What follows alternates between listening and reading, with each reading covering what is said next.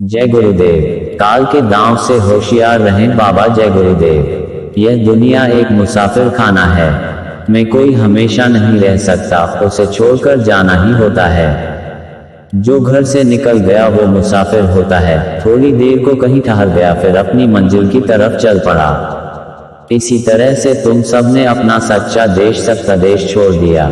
यहाँ तुम मुसाफिरी में समय गुजार रहे हो।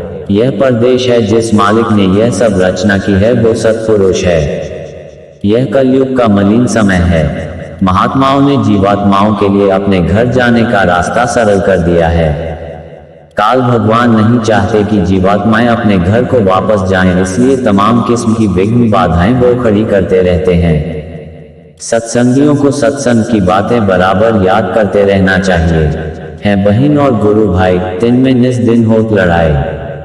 यह है कलयुग का प्रभाव। ये ऐसा लड़ते हैं कि रोज रोज लड़ाई झगड़ा संसारियों से भी खराब। सोचो तुम तो सत्संग में हो, तुम्हें ज्यादा विचार से रहना चाहिए, मगर संसारियों में उतना झगड़ा नहीं जितना इनमें होता है। काल सत्संग में बैठकर अपना दांव लगाता है। जब देखता है कि सत्संगियों में कैसे घुसपैठ करें तो इस प्रकार वो सेवा में घुस जाता है।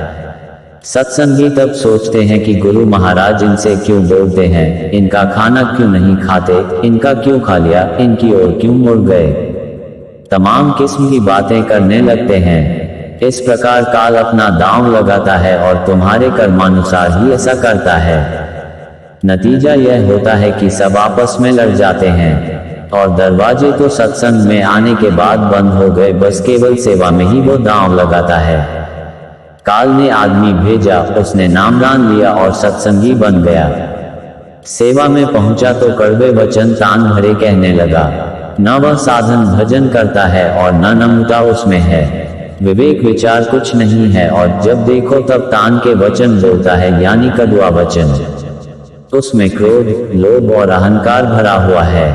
फिर जो उसके वचन कड़वे और तान के सुनते हैं तो उनके भी मन खराब, मन बिगड़ जाता है। इस प्रकार तनाव बढ़ जाता है और गड़बड़ी हो जाती है। इसलिए इन सब चीजों से बचने के लिए बड़ी सावधानी बरतनी पड़ती है।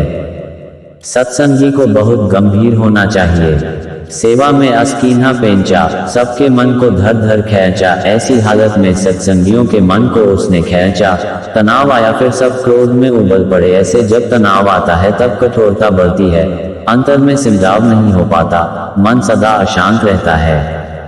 मन की ऐसी दशा में साधन भजन नहीं होता और सदा विरोध की बातें होती रहती है। गुरु कुछ कह दे तो कहता है कि गुरु महाराज ने बेइज्जती कर दी। सत्संगी उसे समझाते हैं कि तुम्हें ऐसा नहीं कहना चाहिए। गुरु भी बहुत प्रकार से समझाते हैं, फिर भी वो मानता नहीं है।